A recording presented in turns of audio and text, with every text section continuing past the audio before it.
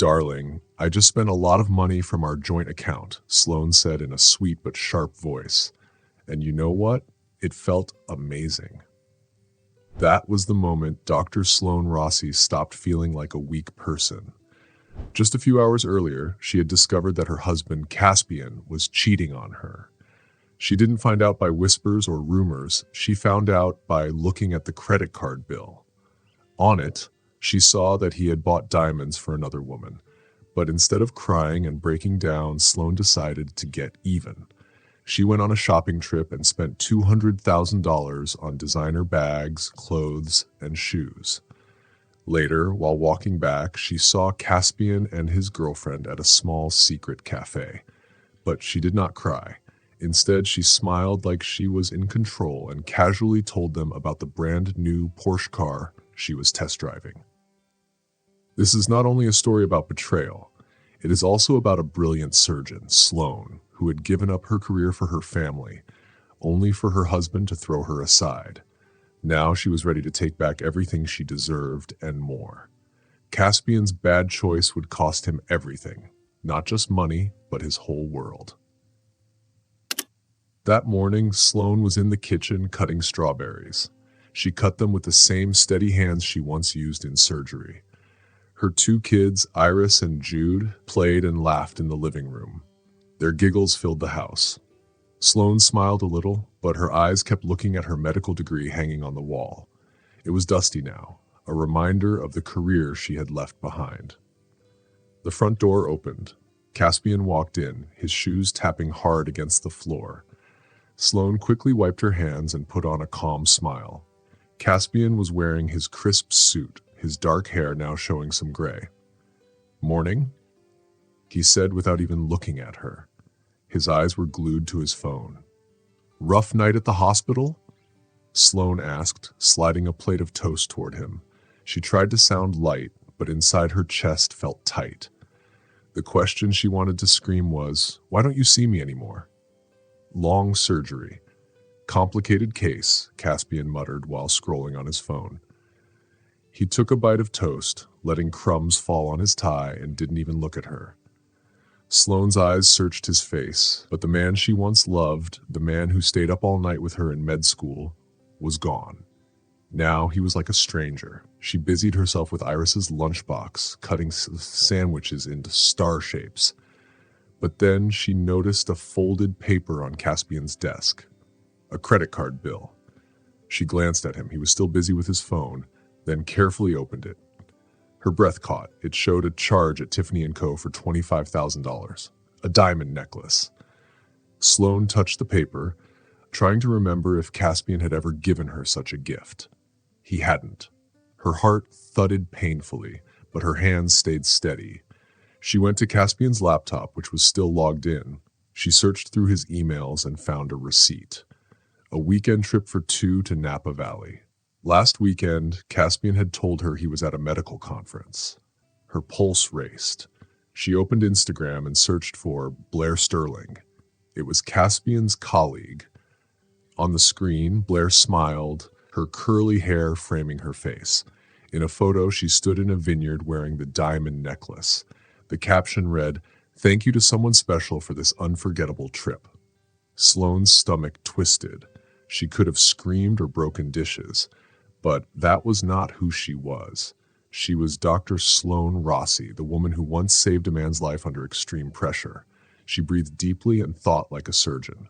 Problem, her husband was unfaithful. Evidence, undeniable. Plan, not sure yet, but she would find one. "Mommy, Jude knocked over my tower," Iris called from the living room. Sloane turned and smiled, even though her heart was breaking. She knelt with her kids. "Let's build a bigger one," she said. Together, they stacked blocks, each one helping her hide the pain inside. Caspian stood, grabbed his briefcase, and said, "I'm late. Conference call tonight. I'll be home after dinner." He didn't even look at her. Sloane nodded, her smile fake. When the door closed, she looked at their wedding photo.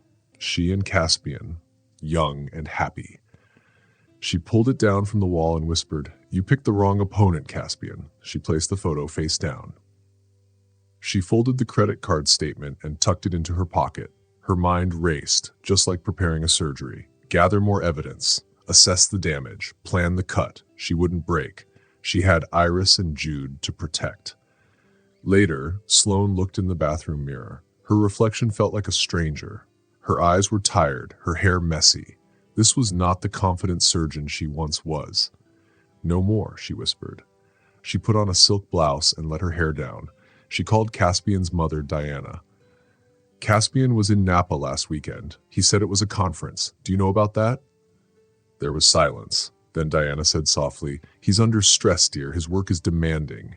Sloane's jaw clenched. She understood now. Diana was protecting her son. "So you knew," Sloane said, her voice sharp, "and you said nothing. I'll protect my kids myself." Then she hung up. Her chest ached, but she stood tall. Caspian's credit card was in her wallet. Unlimited money. Today it was her weapon. She drove into the city. At Dior, she bought a red dress. At Louboutin, heels that clicked with power. At Hermes, a Birkin bag. She spent more than $200,000. With each purchase, she felt stronger. At a salon, she let them style her hair until she looked radiant. She felt like a new woman. Driving back to the cafe, through the window, Caspian sat with Blair. Blair wore the necklace, her hand brushing his. Sloane's heart pounded, but her face stayed calm. She parked, stepped out in her red dress, her heels striking the ground. When she walked in, Caspian's face went pale. Blair froze. Sloane smiled, sharp and cool. "Well, don't you two look cozy? Almost like you're having an affair." She tilted her head. "Tell me, Blair, do you have a husband? Because you seem perfect for Caspian." "Shame he's already married." Blair blushed. Caspian stuttered, but Sloane placed her Hermes bag on the table. "I've been shopping. Next week, maybe I'll get a Porsche. You don't mind, do you, Caspian?" Everyone in the cafe stared. Caspian couldn't speak. Sloane turned and walked out, her heels clicking like victory drums. That night, she tucked Iris and Jude into bed. Iris whispered, "You look pretty, Mommy." Sloane kissed her forehead. "Thank you, sweetheart." Alone in the kitchen, Sloane poured herself a glass of wine. She opened the laptop and looked at Blair's Instagram again. The vineyard photo stared back at her.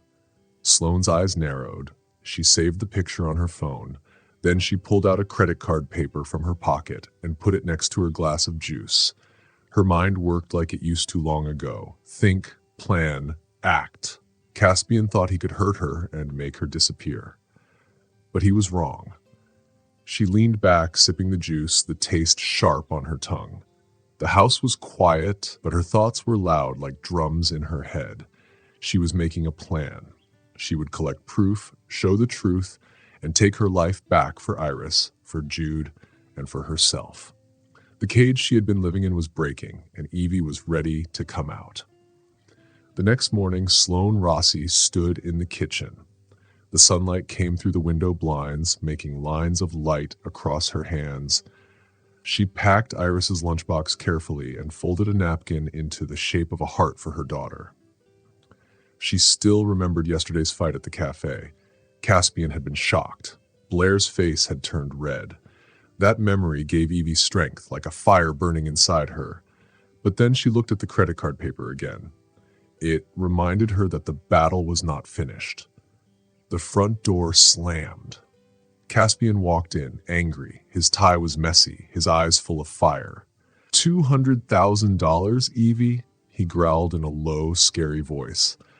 The same voice he used at the hospital when he wanted to scare people. "What were you thinking?" Evie turned slowly and looked straight at him, like a doctor looking at a cut. She put the lunchbox down and touched its cold surface. "Just a small part of what you owe me," she said in a calm voice that cut through his anger like a knife. She leaned against the counter with her arms crossed. She wasn't wearing the red dress from yesterday, but she still looked strong in her white blouse. Caspian's jaw tightened, his fists closed. "You're acting crazy," he snapped, but his eyes couldn't stay on hers. Evie's lips twitched, almost into a smile. "Crazy or finally awake?" she asked. She didn't yell. She didn't have to. The silence that followed was heavy, making Caspian uneasy. He muttered something about work and left, the door slamming behind him. Evie breathed out, shaky but strong. She wouldn't fight him fully yet. Not now. She wanted him to sit with his guilt. At Iris's school, the air was cool and full of chatter from children and parents. Evie bent down to fix Jude's backpack. His little hand felt warm in hers. Iris skipped ahead happily, her ponytail bouncing. She didn't know about the storm inside her mother's heart. Then Evie saw her, Blair Sterling. She stepped out of a shiny SUV with her daughter Chloe. Blair's smile looked perfect, her coat expensive, every detail planned. Evie's stomach twisted, but her face stayed calm. Blair bent down to kiss Chloe's forehead and spoke loudly so other parents could hear. "You'll love this school, sweetheart. It's such a good place." The words sounded innocent, but her eyes flicked toward Evie like a knife. Evie stood taller. She would not flinch. In the days that followed, the schoolyard became a place of whispers. Blair stayed at pickup time, laughing with other moms. Evie overheard small pieces of their gossip. "Sloane seems so distracted lately, spending like she's lost her mind." The words stung like tiny needles, but Evie ignored them. She kept her focus on Iris, helping her with homework, braiding her hair, answering her endless questions. One night, Iris asked, "Mommy, do stars ever fall?" "Only if they want to shine in a new place," Evie said, kissing her forehead. But Evie's thoughts were elsewhere. She was watching Blair's moves, planning her own. One afternoon, at the school gate, Iris ran up holding a drawing. "Look, Mommy, it's us." The paper showed 3 stick figures, Evie, Iris, and Jude, under a big bright sun. Evie's heart melted, but then Iris's words cut her deeply. "Miss Vale said you don't love me as much as she loves Chloe. Is that true?" Iris's little voice shook. Evie knelt, holding Iris's face gently. "Sweetheart," she said softly but firmly, "I love you more than all the stars in the sky. Don't ever believe anyone who says otherwise." Iris hugged her, tears in her eyes. Evie held her tightly. Her daughter's trust was her shield. That evening, Evie took Iris and Jude to an ice cream shop. The tables were sticky, the lights were bright neon. Iris picked chocolate, Jude chose Valleya. Their happy giggles filled the room. For a moment, life felt simple, but Evie's mind sharpened again. Blair's games were no longer just against her. They were hurting her children. That was a line Evie would not allow. At night, after reading the kids a story about a brave knight fighting dragons, Evie opened her laptop. She looked at the proof she had collected, the credit card paper, the email about Napa, Blair's photo. Each piece was part of the case she was building. Strong, careful, ready. She closed the laptop. In the black screen, she saw her own reflection, a woman she was learning to know again. Evie walked to the window. The Chicago skyline glittered. She was not just fighting Caspian or Blair. She was fighting for Iris, for Jude, and for herself. The next morning, Evie tied a pink ribbon in Iris's hair. Her fingers were gentle, like stitching something delicate. Iris looked in the mirror, clutching a folded drawing with shining eyes. "Daddy's picking me up today, right, Mommy?" she asked with hope. Evie's heart squeezed, but she smiled and fixed Iris's dress. "That's what he promised, sweetheart. You'll have fun." She slipped the drawing into Iris's backpack. It was Iris's gift for Caspian, a child's hope to fix what was broken. The morning air was crisp as Evie drove to school. Iris chatted happily. Jude hummed in the back seat. Evie's mind, though, was full of worries. Could Caspian keep this promise? She pushed the thought away. At school, she kissed Iris's forehead. "Have a great day, my star," she whispered. Iris skipped away, her backpack bouncing. The day moved slowly. Evie cleaned the kitchen, played with Jude, checked her phone. No message from Caspian. She wanted to call him, but she didn't. She just kept glancing at the clock, waiting. At pickup, Evie arrived early. Parents talked around her. She searched for Caspian car. Iris stood by the gate holding her drawing, her pink dress shining. Minutes passed, no Caspian. Rain began to fall, first soft, then steady. Iris's curls grew damp. Evie wanted to run to her, but Iris shook her head. "Daddy's coming, Mommy. He promised." Then his car arrived, silver and shiny. Evie felt a little relief. Iris bounced with excitement, waving her drawing. But Caspian didn't come to Iris. Instead, he walked to Chloe, Blair's daughter. He held an umbrella over her, smiling kindly, helping her into his car. Blair stood close, touching his arm. Caspian gave Iris only a quick wave, then drove away with Chloe. Iris froze. Her drawing slipped from her hand into a puddle. Rain mixed with her tears. "Why didn't Daddy want me?" she cried. Evie's heart broke. She ran to Iris, kneeling on the wet ground, hugging her daughter tightly. "Oh, baby," she whispered. "You are everything to me." Iris sobbed, shaking in her arms. Evie carried her to the car, with Jude following, confused but quiet. In the rearview mirror, Evie saw her phone. It had accidentally recorded a video. Caspian walking past Iris, ignoring her, choosing Chloe instead. That video was strong proof. But for now, Evie only cared about her children. At home, she wrapped Iris in a blanket, made hot cocoa, and cuddled her on the couch. Jude curled up too. "Daddy was just busy, right?" Iris asked with teary eyes. Evie forced a smile. "Yes, sweetheart, but Mommy is always here." She hugged Iris tightly, making a promise she knew she would never break. That night, after putting the kids to bed, Caspian finally came home. His coat was damp, his face guarded. "Where were you?" Evie asked in a quiet, controlled voice. Caspian shrugged. "Got held up, helped Blair with Chloe. No big deal." Eve's hand shook as she took out her phone. She pressed play on a video, and the sound filled the room. The video showed Caspian waving, Iris's crumpled drawing, and the heavy rain. Caspian's face went pale. His mouth opened as if he wanted to explain, but Eve spoke before he could. "This is the father you choose to be," she said. Her voice was sharp, like a knife. "You made Iris cry. You broke her heart." Caspian stammered. "It was a mistake, Eve." No," she cut him off. Her eyes burned with anger. "You don't get to explain this away. You will pay for every tear she shed." She turned her back on him, leaving him standing in the dark kitchen. He looked small against her strong will. Eve climbed the stairs and stopped at Iris's bedroom door. Her daughter was asleep, holding her bunny, the pink ribbon still tied in her hair. Eve's hand brushed against the wooden doorframe. Her heart was full of love and fury at the same time. This wasn't just about her anymore. It was about Iris, about Jude, and about the family she would protect no matter what. The line had been crossed, and Caspian had stepped over it. She would make sure he regretted it. Later that night, Sloane Rossi sat at the kitchen table. The house was silent except for the soft tick of the clock. Moonlight came through the window, shining on her laptop screen. On it, she had gathered proof: the credit card statement, the email from Napa, Blair's photo on Instagram, and the video of Caspian leaving Iris alone in the rain. Each file was like a stitch, sewing together a case that was strong and complete. Her fingers hovered above the keyboard. They were steady, just as they used to be when she was a surgeon holding a scalpel. In her mind, she saw Iris's tear-streaked face. That was a wound she could not close with bandages or time. This fight was for her children. Eve stood up, her bare feet cold on the wooden floor. She poured herself a glass of water.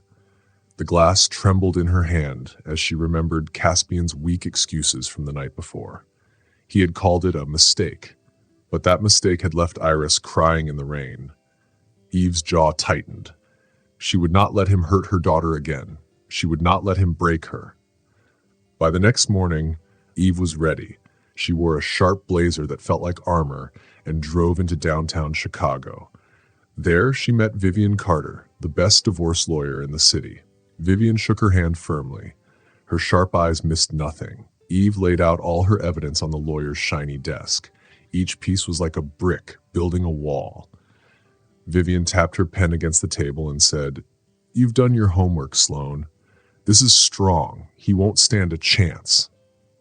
Eve's lips curved, not quite a smile. "I want more than just a win," she said firmly. "I want him to feel the weight of what he's done." Vivian nodded, respect flashing in her eyes. We'll take the house, the money, and custody of the kids. He'll lose everything. Eve's heart thudded with relief and with vengeance. She gave Vivian a USB drive filled with proof. Everything you need is here, she said. Back home, Eve got a new email. It showed Caspian had bought dinner for two at a restaurant she didn't know. Her stomach twisted, but she saved the email as more proof. She looked at Iris's drawing on the coffee table. The rain had blurred its colors. Eve traced the stick figures with her fingers, her throat tight. She promised herself she would protect her children, no matter what it cost. That afternoon, Eve made a phone call she had been both afraid of and wanting to make. Dr. Genevieve March, her old mentor, answered warmly.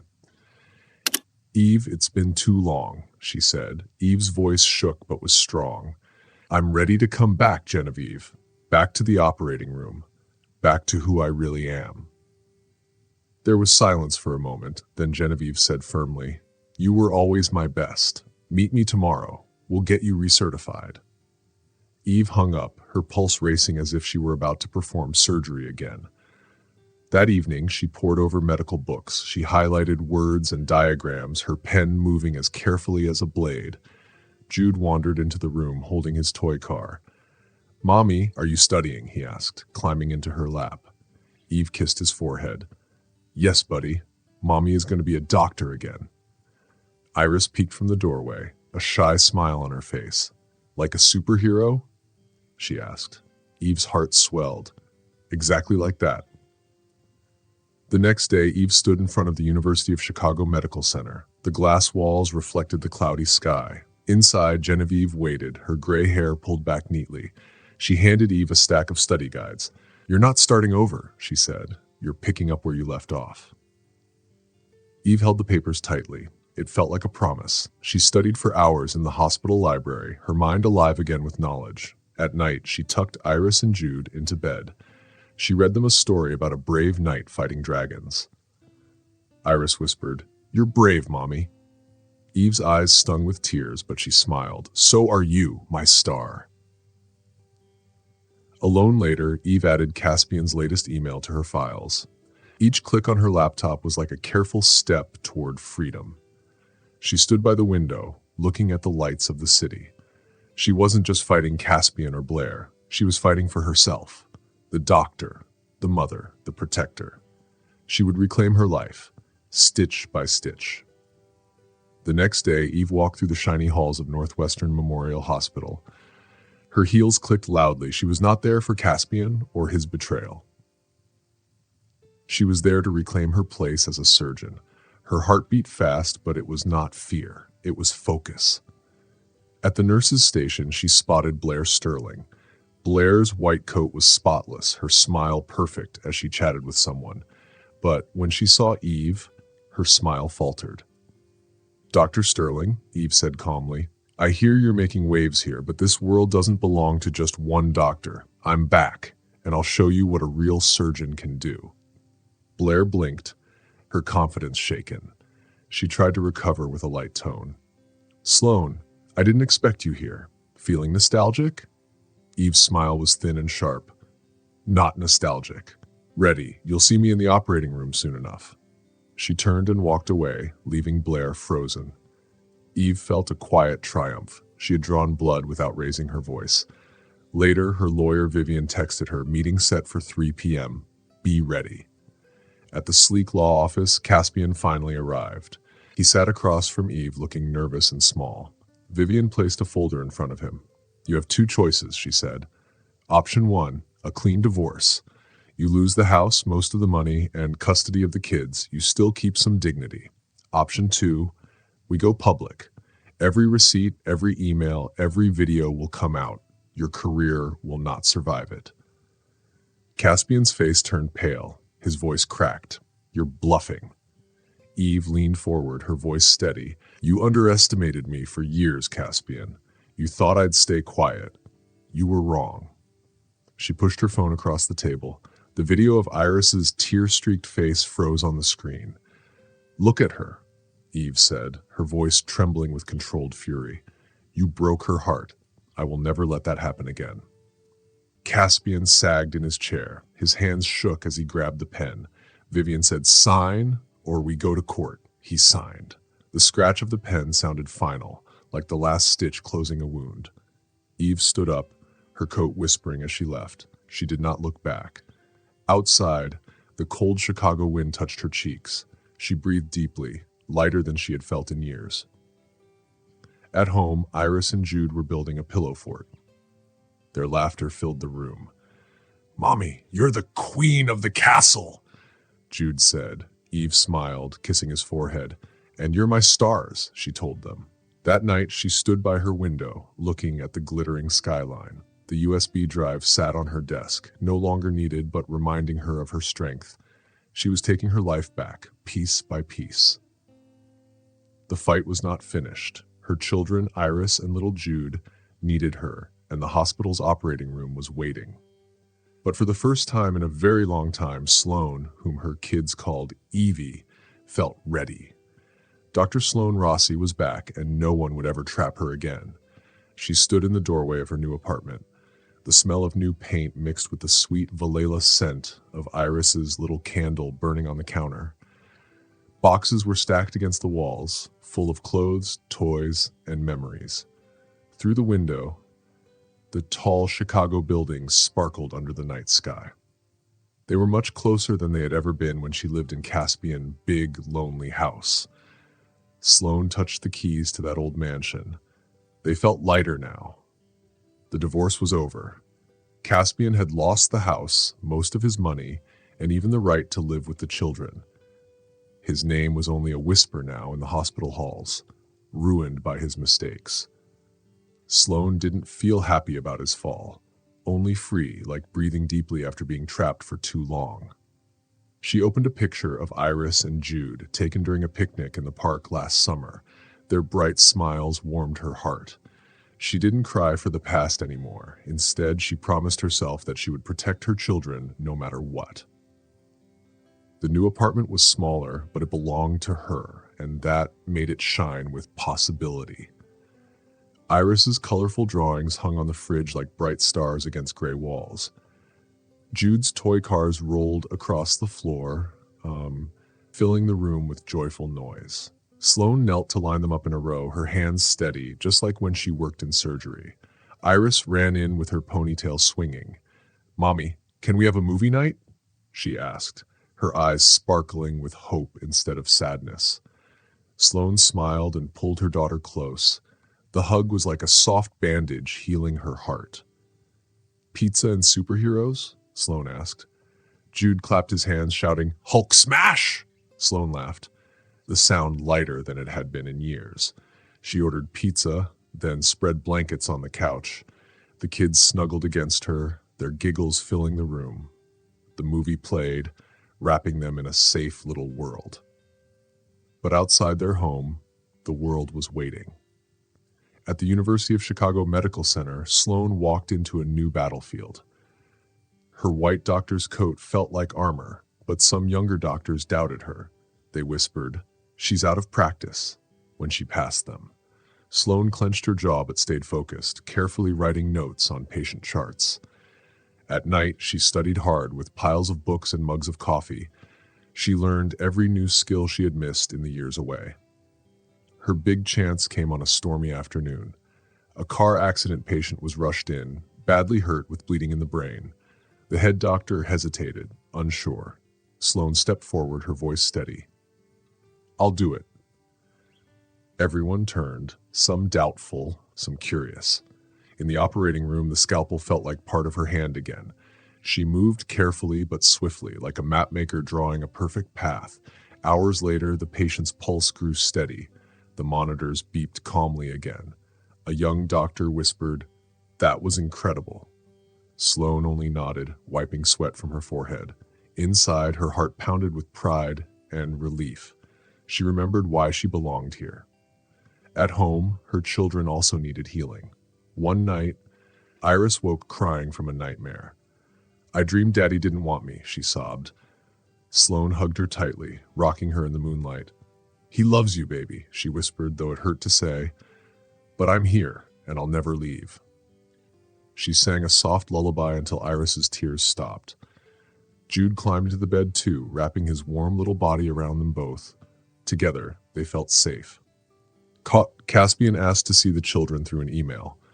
Sloane agreed, but only under careful rules. At the park, she sat on a bench while Caspian knelt before Iris and Jude. His smile was thin and weak. Iris stayed close to Sloane, holding her hand tightly. Jude, too young to understand, offered Caspian a toy car. Sloane's heart hurt watching, but she stayed strong. After an hour, Caspian left, shoulders drooping, a smaller man than before. Life moved forward. Sloane poured her love into her kids and her work. She signed Iris up for art classes, and soon Iris's drawings blossomed with confidence. She told stories in her new journal about heroes and stars. Jude loved bedtime, where their made-up adventures filled the nights with laughter. Sloane's home was becoming a place of light again. At the hospital, whispers turned into respect. People began to speak her name with admiration. Sloane walked taller, her white coat now a proud banner of her comeback. One late evening, after a long surgery that lasted 7 hours, Sloane untied her mask in the scrub room. She looked into the glass door and saw herself, tired but strong, her eyes glowing with determination. A year ago, she had been a shadow, washing dishes in a silent kitchen, her dreams forgotten. Now she was Dr. Sloane Rossi again. The operating room was her kingdom. At home, the apartment was alive with laughter. Iris stood on a stool, stirring cookie dough while Jude covered his cheeks in chocolate. "Mommy, we're chefs," Iris declared. Sloane laughed and joined them, kneading the sticky dough. The sweet smell of cookies filled the air like a warm hug. "Mommy, I wrote about you," Iris said one day, showing her a drawing of a woman in a white coat with a cape flying behind her. "You're my hero." Sloane's eyes filled with tears as she hugged both children. "You're my heroes too," she whispered. Jude, now 5, often drew her as Dr. Mommy, a superhero with a stethoscope. Their bond was strong, built from pizza nights, bedtime stories, and hugs in the dark when nightmares came. Sloane worked hard to never miss a school play or teacher meeting. She was tired some nights, but it was worth it. Caspian faded into the past. His visits became rare and always supervised. Sloane even sent a birthday card to Diana, Caspian mother, not with anger, but with peace. She let go of bitterness for her own heart's freedom. The scars of her marriage stayed, but they no longer bled. They were proof she had survived. At the hospital, Sloane became well known and was even invited to speak at a national conference. Younger doctors looked up to her, asking for advice. She mentored one young woman, seeing her old self in those fiery eyes. One evening, after a successful surgery, she sat in the break room, gazing at the glittering Chicago skyline. Her phone buzzed. A message from Iris. "Pizza tonight, Mommy."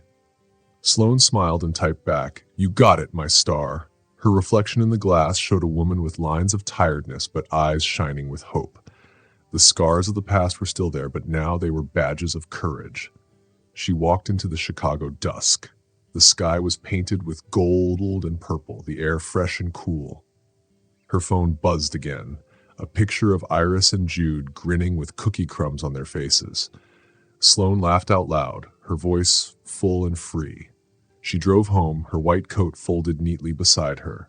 The road stretched wide ahead, open and waiting. She was a doctor, a mother, and a survivor. The city pulsed with life around her. She had faced betrayal, rebuilt her world, and found her strength. At home, Iris's laughter rang out, bright and healing. Sloane stood on her balcony with a glass of wine, looking at the shining Chicago skyline. Her scars no longer hurt, they were stars guiding her forward. Dr. Sloane Rossi, mother, surgeon, survivor, smiled into the night. The world was hers again, and she was ready to fly.